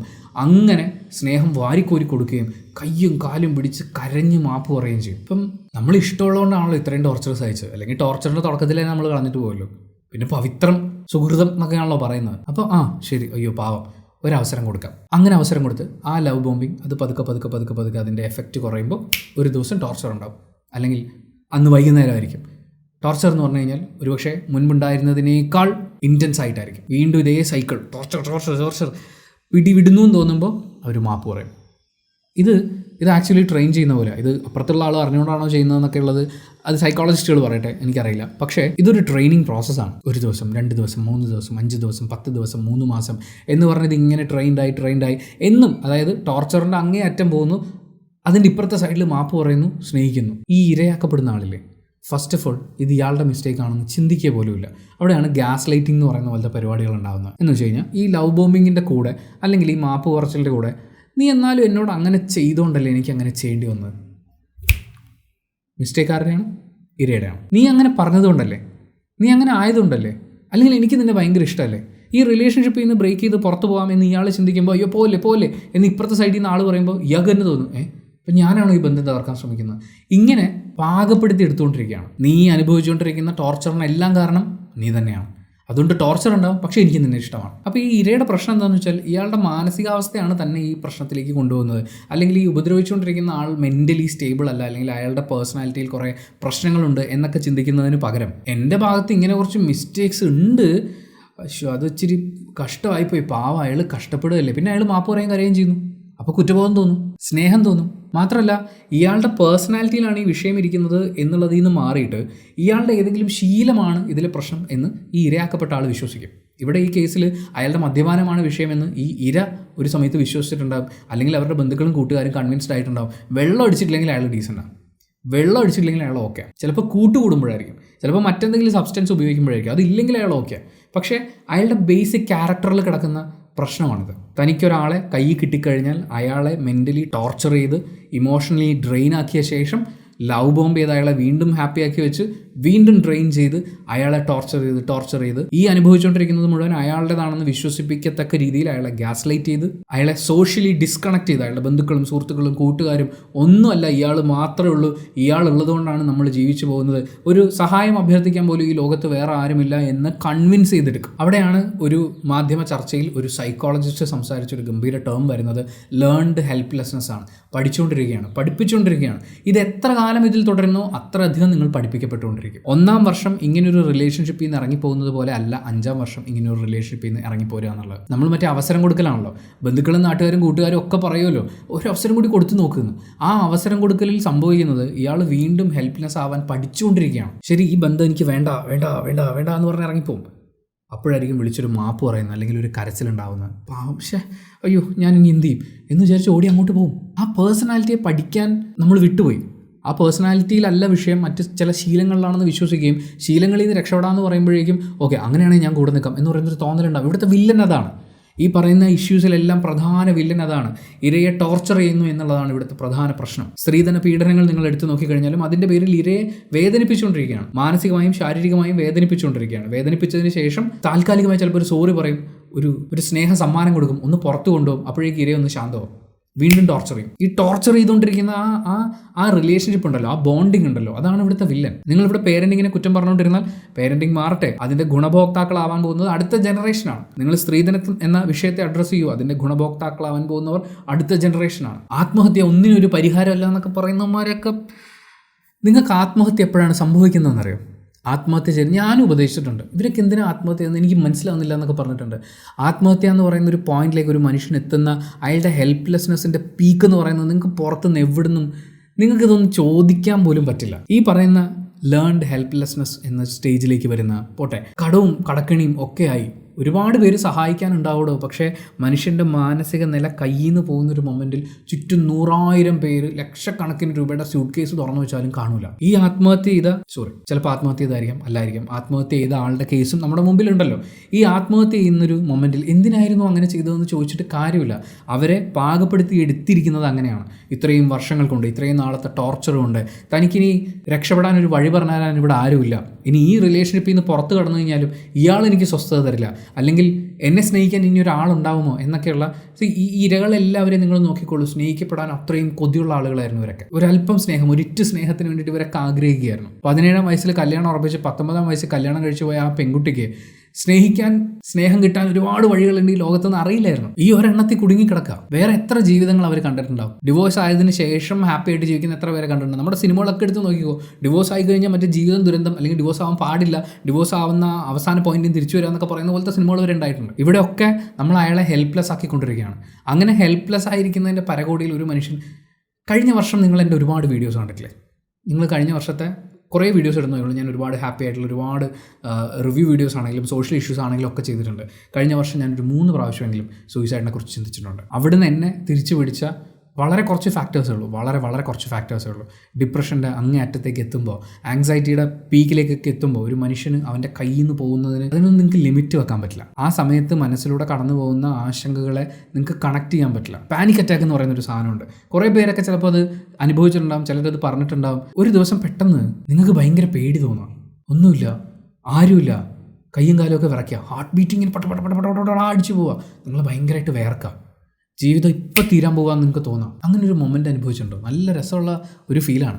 അതുപോലെയുള്ള മനസ്സിന് ശരീരത്തിൻ്റെ മേൽ അത്രമേൽ കൺട്രോൾ വരുന്ന സാഹചര്യങ്ങൾ വരെയുണ്ട്. നമുക്കൊന്നും ചെയ്യാൻ പറ്റാതാവുന്ന സാഹചര്യങ്ങൾ വരെയുണ്ട്. ഇതിനെക്കുറിച്ച് ഒന്നും അറിയാതെ എന്നാലും ആ കുട്ടി അത് ആത്മഹത്യ ചെയ്യേണ്ട കാര്യമില്ലായിരുന്നു, ഡിവോഴ്സ് ചെയ്താൽ പോരായിരുന്നു എന്നൊക്കെ ചോദിക്കും. ഡിവോഴ്സ് ചെയ്യാൻ ആ പേപ്പർ ഫയൽ ചെയ്തിട്ട് എന്ത് സംഭവിക്കും? ഇതിൻ്റെ ഇടയിൽ വീണ്ടും വരും. അതിൽ നിങ്ങൾ ശ്രദ്ധിക്കേണ്ട ഒരു കാര്യം എന്ന് വെച്ച് കഴിഞ്ഞാൽ, ഇതിൽ ഈ ഭർത്താവ് എന്ന് പറയുന്ന ആൾ ചെയ്തു കൂട്ടിയ കാര്യങ്ങളാണ്. അയാൾ ഫേസ്ബുക്കിൽ പോസ്റ്റ് ഇടുന്നു, അയാൾ വീഡിയോസും ഫോട്ടോസും ഒക്കെ എടുത്ത് നോക്കുന്നു, ഗ്രൂപ്പിൽ എങ്ങോട്ടൊക്കെ ഇടുന്നു. ഇങ്ങനെ തന്നെ സേവ് ചെയ്യാനുള്ള കാര്യങ്ങളൊക്കെ പുള്ളി ചെയ്തു. അല്ലെങ്കിൽ തൻ്റെ ഇമോഷൻസ് ഒക്കെ പ്രകടിപ്പിച്ച് തൻ്റെ ഭാഗത്ത് തെറ്റില്ല എന്ന് ഉറപ്പിക്കാനുള്ള എല്ലാം അയാൾ ചെയ്തു. അയാളുടെ പേര് ചീത്തയാക്കാൻ അയാൾക്ക് പറ്റില്ല. അയാൾ ജീവിക്കുന്നത് അയാൾക്ക് വേണ്ടി മാത്രമാണ്, അയാളുടെ സന്തോഷത്തിന് വേണ്ടിയാണ്, അയാൾക്കൊരു ഇരയെ കിട്ടാൻ വേണ്ടി മാത്രമാണ് ഇവരോട് സ്നേഹമുണ്ട് എന്ന് പറയുന്നത് പോലും. ഞാൻ ഈ പറഞ്ഞ 3 കേസുകളിലും ഞാൻ എന്നോട് സംസാരിക്കുമ്പോൾ അവരോട് പറഞ്ഞിട്ടുണ്ട്, അവർക്ക് അവരുടെ കാര്യം മാത്രമേ ഉള്ളൂ. നിങ്ങളവിടെ ഒരു വിഷയമല്ല. നിങ്ങളോട് സ്നേഹമാണെന്ന് പറയും, നിങ്ങൾ കളഞ്ഞിട്ട് പോകാമെന്ന് പറയുമ്പോൾ അവർ കരയും, കാല് പിടിക്കും. പിന്നെ ഞാൻ ഈ വിഷയമൊക്കെ പറയുമ്പോൾ ചില ആളുകൾക്ക് തോന്നും, ഓഹോ അപ്പോൾ അത് അവരായിരുന്നു എന്ന്. കാര്യം ഇത് ഒരാളുടെ വിഷയമല്ല, ഇതൊക്കെ വളരെ കോമൺ ആയിട്ടുള്ള ഇഷ്യൂസാണ്. ഇത് അനുഭവിച്ചുകൊണ്ടിരിക്കുന്ന ഒത്തിരി അധികം ആളുകളുണ്ട്. അപ്പോൾ ഇതിൽ ഈ പ്രിഡേറ്റർ എന്ന് വിളിക്കാൻ ഞാൻ ആഗ്രഹിക്കുന്ന ആ കാറ്റഗറിയിൽ പെടുന്ന ആളുകൾ അവരെപ്പോഴും അവരുടെ കാര്യം സേഫ് ആക്കിക്കൊണ്ടിരിക്കും. അവരുടെ ഭാഗത്ത് മിസ്റ്റേക്ക് ഇല്ല, എല്ലാം ഇപ്പുറത്തെ സൈഡിലാണുള്ളത്. ഇടയ്ക്കൊക്കെ ഇങ്ങനെ പറയും, വാക്കുകളും പേരുകളൊക്കെ ഉപയോഗിക്കുമ്പോൾ ആ കുട്ടി, കുഞ്ഞ്, ചേട്ടൻ, എൻ്റെ ഏറ്റവും പ്രിയപ്പെട്ട ആളെന്നൊക്കെ പറയും. വിശ്വസിക്കരുത്. അതിൽ അയാൾ പറയുന്നുണ്ട്, ഞാനിപ്പോൾ എന്താ ചെയ്യേണ്ടത്? ഞാനും അതുപോലെ ഒരു കയറിൽ ജീവിതം അവസാനിപ്പിക്കണോ? ഞാൻ ഇട്ട് നോക്കി, പക്ഷേ എനിക്ക് പറ്റണില്ല. എന്താടോ താൻ തള്ളിക്കോ, ഒരു ട്രെയിലർ മുഴുവൻ തള്ളല്ലേ? ഇതൊക്കെ എനിക്ക് പറയാൻ തോന്നുന്നുണ്ട്. പക്ഷേ ഇവിടുത്തെ വിഷയം ഇതാണ്, ആളുകളുടെ പേഴ്സണാലിറ്റിയിലുള്ള പ്രശ്നങ്ങളാണ്. ഇതിനെ ഐഡൻറ്റിഫൈ ചെയ്യണം, എത്രയും പെട്ടെന്ന് പരിഹാരത്തിലേക്ക് വരണം, എത്രയും പെട്ടെന്ന് എസ്കേപ്പ് ആവണം. ഞാനതാ പറയുന്നത്. ഇങ്ങനെയുള്ള ക്യാരക്ടർ ഇഷ്യൂസ് ഉള്ള ആളുകളോടൊപ്പം ജീവിക്കുന്ന ആരെങ്കിലും നിങ്ങളുടെ സുഹൃത്ത് വലയത്തിൽ ഉറപ്പായിട്ടും ഉണ്ടാവും. അവരൊക്കെ ഇതുപോലെ നിങ്ങളോട് സങ്കടം പറഞ്ഞിട്ടുണ്ടാവും. അവരോട് പറയാനുള്ള the first and the best option, just save your self. രക്ഷപ്പെടും, പുറത്തേക്ക് വാ. സന്തോഷകരമായ വേറെയും ജീവിതങ്ങളുണ്ടെന്ന് അറിയണമെങ്കിൽ മറ്റേ ആളുമായിട്ട് നിങ്ങൾ കട്ട് ഓഫ് ചെയ്യണം, കമ്മ്യൂണിക്കേഷൻ കട്ട് ഓഫ് ചെയ്ത് കുറച്ച് നാളൊന്ന് ജീവിച്ച് നോക്ക്. സമാധാനമായി ഉറങ്ങുന്നത് എങ്ങനെയാണെന്ന് മനസ്സിലാക്കുക, സന്തോഷത്തോടെ ചിരിക്കുന്നത് എങ്ങനെയാണെന്നൊന്ന് തിരിച്ചറിയൂ. നിങ്ങളിതൊക്കെ ചെയ്തിട്ടുണ്ടായിരുന്നു, പക്ഷേ ഇതൊന്നും നിങ്ങൾക്ക് ഓർമ്മയില്ല. നിങ്ങൾ പാസ് ചെയ്തുകൊണ്ടിരുന്ന അനുഭവം അതാണ്. നിങ്ങളുടെ മെമ്മറിയിൽ അത് എവിടെയോ മറഞ്ഞു കിടക്കുകയാണ്. മറ്റേ ആൾ ഗ്യാസ് ലൈറ്റ് ചെയ്ത് പുകയുണ്ടാക്കി വെച്ചിരിക്കുക. ആ പുകയൊക്കെ ഒന്ന് മാറ്റിയിട്ട് കുറച്ച് ദിവസം സന്തോഷിക്കുക. ഇങ്ങനെയൊക്കെ സങ്കടം പറയുന്ന നിങ്ങളുടെ ആ സുഹൃത്തിനെ വീട്ടിലേക്ക് വിളിക്കുക, അല്ലെങ്കിൽ അവരോട് വീട്ടിലേക്ക് പോകാൻ പറ, ഫോൺ സ്വിച്ച് ഓഫ് ചെയ്യാൻ പറ. എവിടെയാണെന്നുള്ളത് മറ്റേ ആൾക്ക് ഒരു ഐഡിയയും കൊടുക്കാതെ കുറച്ച് നാൾ, അതും ഒരു നല്ല സൊല്യൂഷൻ ആണോ എന്ന് എനിക്കറിയില്ല. ഈ വീഡിയോ കാണുന്ന സൈക്കോളജിസ്റ്റും സൈക്കാട്രിസ്റ്റും ആയിട്ടുള്ള ആളുകൾക്ക് കമൻറ്റ് ചെയ്യാം എന്താണ് ഇതിന് കൃത്യമായിട്ടുള്ളൊരു സൊല്യൂഷൻ. പക്ഷേ ഇവിടുത്തെ ഏറ്റവും പ്രധാനപ്പെട്ട നമ്മൾ ചർച്ച ചെയ്യേണ്ട വിഷയം ക്യാരക്ടർ ഇഷ്യൂ ആണ്, പേഴ്സണാലിറ്റി ഡിസോർഡേഴ്സ് ആണ്. മാനസിക ആരോഗ്യത്തെക്കുറിച്ചുള്ള വിദ്യാഭ്യാസം ഇല്ല എന്നുള്ളതൊരു വലിയ പ്രശ്നമാണ്. ഈ പറയുന്ന അപ്പനമ്മമാരെ നന്നാക്കാമെന്ന് എനിക്കൊരു തോന്നലുമില്ല. ഈ ഡിസ്കഷൻസിലൊക്കെ ന്യൂസ് ചർച്ചകളിൽ വന്നിരുന്ന ഇപ്പോൾ മരിച്ചിട്ടുള്ളതും ഇതിനു മുമ്പ് മരിച്ചിട്ടുള്ളതുമായ പെൺകുട്ടികളുടെ അച്ഛനമ്മമാർ പറയുന്നത് കേട്ടിട്ട് എനിക്ക് പ്രതീക്ഷ ഒന്നും തോന്നുന്നില്ല. സോഷ്യൽ മീഡിയ ഇത്രയും ശക്തമായി നിൽക്കുന്നതുകൊണ്ട് മാത്രമാണ് ഈ വിഷയങ്ങൾ നമ്മൾ അറിയുന്നത്. അല്ലെങ്കിൽ ഈ അച്ഛനമ്മമാരാണെങ്കിലും ബാക്കിയുള്ളവരാണെങ്കിലും അത് ഈ പറയുന്ന ഏതെങ്കിലും ഒരു ജാതിയുടെയോ മതത്തിൻ്റെയോ സമുദായ നേതാക്കൾ വന്നിരുന്ന് ചർച്ച ചെയ്തിട്ടോ, അല്ലെങ്കിൽ പയ്യൻ്റെ ആൾക്കാരാണെന്ന് പറഞ്ഞ് കുറച്ച് ആൾക്കാർ വന്ന് അവർ അങ്ങോട്ടും ഇങ്ങോട്ടും ചർച്ച ചെയ്ത് പോലീസ് സ്റ്റേഷനിൽ ചിലപ്പോൾ കോംപ്രമൈസ് ആക്കി വിട്ടുകളയും. എത്ര കേസ് ഉണ്ടാവും എന്നറിയോ? സോഷ്യൽ മീഡിയ ഉള്ളതുകൊണ്ട് മാത്രമാണ് നമ്മളിതൊക്കെ അറിയുന്നത്. ഇവരൊക്കെ ഈ കാര്യം തുറന്ന് സംസാരിക്കുന്നതും ആ ഒരു സാഹചര്യത്തിന് ഉപയോഗപ്പെടുത്തുകയാണ്. നമ്മളവിടെ മനസ്സിലാക്കേണ്ടത് ഈ പറയുന്ന ക്യാരക്ടേഴ്സിനെയാണ്. എൻ്റെ പൊന്നു കൂട്ടുകാരാ, എൻ്റെ പൊന്നു കൂട്ടുകാരി, നീ ഇങ്ങനൊരു സിറ്റുവേഷനിലാണെങ്കിൽ ഇടയ്ക്ക് ടോർച്ചർ ചെയ്ത്, ഇടയ്ക്ക് സന്തോഷിപ്പിച്ച്, വീണ്ടും ടോർച്ചർ ചെയ്ത്, പല കാര്യങ്ങൾ പറഞ്ഞ് ഭീഷണിപ്പെടുത്തി, സങ്കടപ്പെടുത്തി, കുറ്റപ്പെടുത്തി നിങ്ങളെ ഒരു റിലേഷൻഷിപ്പിൽ ഇട്ട് വേവിച്ച് വെണ്ണീറാക്കിക്കൊണ്ടിരിക്കുകയാണെങ്കിൽ ജസ്റ്റ് സേവ് യുവർ സെൽഫ്. പുറത്ത് കിടക്കുക. First divorce. നിയമപരമായി അവിടുന്ന് ഡിറ്റാച്ച്ഡ് ആവാനുള്ളൊരു വഴിയാണ്. പക്ഷേ ഇമോഷണലി അവിടുന്ന് ഡിറ്റാച്ച്ഡ് ആവുക എന്നുള്ളത് നിങ്ങൾ എഫേർട്ട് ഇട്ട് ചെയ്യേണ്ടതാണ്. അത് എഫേർട്ട് ഇടാതെ പറ്റില്ല. ആ കണ്ണീര് കാണരുത്, അത് കള്ളക്കണ്ണീരാണ്. ആ അപേക്ഷ കേൾക്കരുത്. ആ അപേക്ഷയുടെ അപ്പുറത്തെ സൈഡിൽ എഴുതിയിരിക്കുന്നത് നിങ്ങളെ ഇനിയും ടോർച്ചർ ചെയ്യാൻ വേണം എന്നാണ്. ഒരു ഇരയെ നഷ്ടപ്പെട്ട, എല്ലാ ദിവസവും വന്ന് ഇരയെ ഇങ്ങനെ ക്രൂരമായി ഉപദ്രവിച്ച ശേഷം അതിൽ ആനന്ദം കണ്ടെത്തി കിടന്നുറങ്ങിക്കൊണ്ടിരുന്ന ഒരു പ്രെഡേറ്റർ, അയാൾക്ക് അയാളുടെ ഇര നഷ്ടപ്പെടുന്നതിൽ വേദന എന്നുള്ളതിനപ്പുറത്തേക്ക് ഒന്നും ആ അപേക്ഷയിലില്ല. അയാൾ പറയും അയാൾക്ക് വേറെ ആരുമില്ല, ബന്ധുക്കളും കൂട്ടുകാരും ഒന്നുമില്ല, നിനക്ക് വേണ്ടിയിട്ട് ഞാൻ എൻ്റെ വീട്ടുകാരിൽ നിന്നൊക്കെ അകന്ന് ജീവിക്കുകയാണ്, ഉണ്ടമ്പുരിയാണ്. അവർക്ക് ആവശ്യമുള്ള ബന്ധങ്ങൾ അവർ മെയിൻറ്റെയിൻ ചെയ്യുന്നുണ്ട്. അവർ ചിലപ്പോൾ വെള്ളമടിക്കുന്നുണ്ടാവും, മറ്റ് സബ്സ്റ്റൻസ് എടുക്കുന്നുണ്ടാവും, കൂട്ടുകാരോട് ട്രിപ്പ് പോകുന്നുണ്ടാവും, അവർക്ക് ഓഫീസുണ്ട്, ബന്ധങ്ങളുണ്ട്. നിങ്ങളാണ് ഡിറ്റാച്ച്ഡ് ആയിട്ടിരിക്കുന്നത്. അയാൾക്ക് വേണ്ടി നിങ്ങളാണ് എല്ലാത്തിൽ നിന്നും ഡിറ്റാച്ച്ഡ് ആയിട്ടിരിക്കുന്നത്. അയാൾക്ക് അയാളുടെ നിലവിലെ സ്വഭാവത്തിന് ആവശ്യമായ, അയാളുടെ സൈക്കോ ബിഹേവിയറിന് ആവശ്യമായ ബന്ധങ്ങൾ അയാൾ മെയിൻറ്റെയിൻ ചെയ്യുന്നുണ്ട്. മാത്രമല്ല ഇത്രയും പ്രായമായിട്ട് അയാൾക്ക് അങ്ങനെയുള്ള കുറച്ച് ബന്ധങ്ങളെ, അമ്മ, അച്ഛൻ, സഹോദരങ്ങൾ, ഏറ്റവും അടുത്ത കൂട്ടുകാർ, അവരെ മെയിൻറ്റെയിൻ ചെയ്യാനുള്ള ഒരു ഇമോഷണൽ ലിറ്ററസി അല്ലെങ്കിൽ ഒരു റിലേഷൻഷിപ്പ് ലിറ്ററസി അയാൾക്ക് കിട്ടിയിട്ടില്ലെങ്കിൽ അങ്ങനെ ഒരാളുടെ കൂടെ ജീവിക്കുന്നത് അപകടകരമാണ്. സോ ഞാൻ വീണ്ടും പറയുന്നു, just save yourself. Save yourself. ബന്ധുക്കളുണ്ടാവും, നാട്ടുകാരുണ്ടാവും, ഉപദേശികളുണ്ടാവും, എല്ലാവരും ഉണ്ടാവും. പക്ഷേ അനുഭവിക്കുന്നത് നമ്മൾ ഒറ്റയ്ക്കാണ്. Save yourself. ചിലർ പറയും കുഞ്ഞുങ്ങളുടെ ഫ്യൂച്ചറിനെ കുറിച്ച് ആലോചിച്ച് അച്ഛനും അമ്മയും എന്നും വഴക്കിട്ട് ദുരന്ത ജീവിതം നയിച്ചുകൊണ്ട് ആ കാഴ്ചകൾ എന്നും കണ്ടുകൊണ്ട് വളരുന്ന ടെറിഫയിങ് ആയിട്ടുള്ള ബാല്യകാലത്തേക്കാൾ എന്തുകൊണ്ടും നല്ലതാണ് അവർ രണ്ട് ലോകങ്ങളായി തന്നെ അതിനെ കണ്ടു വളരുന്നത്. അച്ഛൻ കുഞ്ഞിനോട് നന്നായാണ് പെരുമാറുന്നെങ്കിൽ അച്ഛൻ കുഞ്ഞു ബന്ധം നന്നായി പൊക്കോട്ടെ. നിങ്ങൾക്ക് നിങ്ങളുടെ കുഞ്ഞിനോട് ഏറ്റവും അധികം സ്നേഹം തോന്നുന്നുണ്ടെങ്കിൽ ആ സ്നേഹം കൊടുക്കൂ. പ്രശ്നം നിങ്ങൾ രണ്ടുപേര് ചേരുമ്പോഴാണ്. അത് ഒഴിവാക്കിക്കൂടെ? ഏറ്റവും ദുരിതപൂർണമായ ഒരു ലോകത്ത് ആ കുഞ്ഞിനെ ഇട്ട് ടോർച്ചർ ചെയ്ത് അതിൻ്റെ ആജീവനാന്തം നരകമാക്കുന്നതിനേക്കാൾ എന്തുകൊണ്ടും നല്ലതല്ലേ രണ്ട് സുന്ദരമായ ലോകങ്ങൾ പണിയുന്ന. രാമൻ്റെ ഏദൻ തോട്ടം എന്ന് പറയുന്ന സിനിമയിലെ ഏറ്റവും അവസാനം അനുസിത്താരുടെ ക്യാരക്ടർ ചോദിക്കുന്ന ചോദ്യമാണ്, അങ്ങനെ ടോർച്ചർ ചെയ്യപ്പെട്ട് അമ്മ തൂങ്ങി മരിച്ച ഒരു കുഞ്ഞായിട്ട് ആ കുഞ്ഞ് വളരണോ? അത് ഒത്തുപോകാൻ പറ്റില്ല. അതുകൊണ്ട് ഡാഡി മമ്മി അവർ രണ്ട് ലോകത്താണ്. കുഞ്ഞ് കുറച്ച് ദിവസം കരയുമായിരിക്കും, ആ കരച്ചിൽ അവർക്ക് ശക്തി കൊടുക്കുകയുള്ളൂ. പിന്നെ നാട്ടുകാർ പലതും വിചാരിക്കും, പലതും പറയും. അവർക്കൊന്നും നഷ്ടപ്പെടാനില്ല. കഴിഞ്ഞ ഇത്രയും ദിവസം ജീവൻ നഷ്ടപ്പെട്ട പെൺകുട്ടി മകളെ മാപ്പ് എന്നൊക്കെ പറഞ്ഞ് പോസ്റ്റ് ഇട്ടുകൊണ്ടിരുന്ന ആളുകൾ VS അച്യുതാനന്ദൻ്റെ വിയോഗ വാർത്ത അറിഞ്ഞ് ഇപ്പോൾ അതിൻ്റെ കൂടെയാണ്. വാർത്താമാധ്യമങ്ങളും അതിൻ്റെ കൂടെയാണ്. നാളെ മറ്റൊരു വാർത്ത വരും, അവരതിൻ്റെ കൂടെ പോകും. നാട്ടുകാർക്ക് അത്രയേ ഉള്ളൂ. അച്ഛനമ്മമാർ അവർ നിങ്ങളോട് കടിച്ചു പിടിച്ച് ജീവിക്കൂ, അഡ്ജസ്റ്റ് ചെയ്യൂ എന്ന് ഉപദേശിക്കുകയാണെങ്കിൽ അവരുടെ ജീവിതം കഴിഞ്ഞു എന്നുള്ള കാര്യം ഏകദേശം മനസ്സിലാക്കുക. കൂടിപ്പോയാൽ ഒരു 10 വർഷമോ 15 വർഷമോ മിച്ചം നിൽക്കുന്ന അവർക്ക് വേണ്ടിയിട്ട് നിങ്ങളുടെ മിച്ചം കിടക്കുന്ന 10-40 വർഷം 50 വർഷം നശിപ്പിക്കാതിരിക്കുക. ഡിവോഴ്സ് ചെയ്യാൻ തീരുമാനിച്ച എൻ്റെ ഒരു സുഹൃത്തിനോട് അവളുടെ അച്ഛൻ പറഞ്ഞ ഏറ്റവും സുന്ദരമായ ഡയലോഗ് അതാണ്. നിനക്കിപ്പോൾ എത്ര വയസ്സായി? 30 വയസ്സായി. ഇനി ഇതിൻ്റെ ഇരട്ടിയും കൂടി ജീവിക്കാൻ ബാക്കി കിടപ്പുണ്ട്. ഇത്രയും കാലം പോയത് പോയി, നീ അത് നന്നായി ജീവിക്കാൻ നോക്ക്. ടിക്കറ്റ് കാശ് വേണമെങ്കിൽ ഞാൻ അയച്ചു തരാം. എത്രയും പെട്ടെന്ന് അവിടെ നിന്ന് തിരിച്ച് പുറപ്പെടുക. പുള്ളി തിരിച്ചൊരു അക്ഷരം ചോദിച്ചിട്ടില്ല. എന്നിട്ടും അവൾക്ക് അവിടെ നിന്ന് വിട്ടുവരാൻ ബുദ്ധിമുട്ടായിരുന്നു. അവരുടെ ഡിവോഴ്സ് പ്രോസസ്സ് നടക്കുന്നു. ജീവിതത്തിലെ സന്തോഷവും സമാധാനവും എന്താണെന്ന് അവർ അറിയുന്നുണ്ട്. പക്ഷേ ടോർച്ചർ ചെയ്യാനുള്ള ശ്രമങ്ങൾ അപ്പുറത്തെ സൈഡിൽ നടക്കുന്നുണ്ട്. സോ വീണ്ടും പറയുന്നു, ഇങ്ങനൊരു സുഹൃത്തോ ബന്ധുവോ നിങ്ങൾക്കുണ്ടെങ്കിൽ അവരോട് പറയാം, ജസ്റ്റ് സേവ് യുവർ സെൽഫ്. അല്ലാതെ ഒന്നും ഈ ലോകത്ത് മറ്റൊന്നും ഒരു കാര്യമല്ല. നിങ്ങളുടെ മനസ്സമാധാനത്തിനും സന്തോഷത്തിനും സ്വസ്ഥമായുള്ള ഉറക്കത്തിനും പകരം വെക്കാൻ ഈ ലോകത്ത് ഒരു ഉണ്ടം പൊരിയില്ല. Save yourself. Thank you. ഞാൻ എല്ലാം പറഞ്ഞോന്ന് എനിക്കറിയില്ല. കുറച്ച് കാര്യങ്ങൾ അവ്യക്തത ഉണ്ടാവും, കുറച്ച് കാര്യങ്ങൾ കൂടുതൽ പറയണമെന്നുണ്ടായിരുന്നു. നമുക്ക് ഇനിയും പറയണമെന്നുണ്ടെങ്കിൽ കൂടുതൽ കാര്യങ്ങൾ ഉൾപ്പെടുത്തിക്കൊണ്ട് മറ്റൊരു വീഡിയോ ചെയ്യാം. പക്ഷേ നാട്ടിൽ ഒരുപാട് സൈക്കോളജിസ്റ്റുകളും സൈക്യാട്രിസ്റ്റുകളും ഉണ്ട്. റിലേഷൻഷിപ്പുകളും ബിഹേവിയർ സയൻസും ഒക്കെ പഠിച്ചിട്ടാണ് അവരവിടെ ഇരിക്കുന്നത്. അവരോട് ചെന്ന് സഹായം ചോദിക്കുക. അവർ അനലൈസ് ചെയ്ത ശേഷം നിങ്ങളോട് സ്വയം സേവ് ചെയ്യാൻ പറയുകയാണെങ്കിൽ സേവ് ചെയ്യാൻ ശ്രമിക്കുക. അല്ലാതെ വീണ്ടും മറ്റേയാൾക്ക് അവസരം കൊടുത്ത് അടുത്ത സൈക്കോളജിസ്റ്റിനെ അടുത്ത സൈക്യാട്രിസ്റ്റിനെ കണ്ട് വീണ്ടും പ്രശ്നം പരിഹരിക്കാൻ വേണ്ടി ജീവിതം ഇങ്ങനെ കളയരുത്. ഓരോ ദിവസം കഴിയും തോറും നിങ്ങൾ കൂടുതൽ കരുത്തുറ്റ അടിമയായി മാറിക്കൊണ്ടിരിക്കുകയാണ്. അപ്പോൾ thank you so much. By.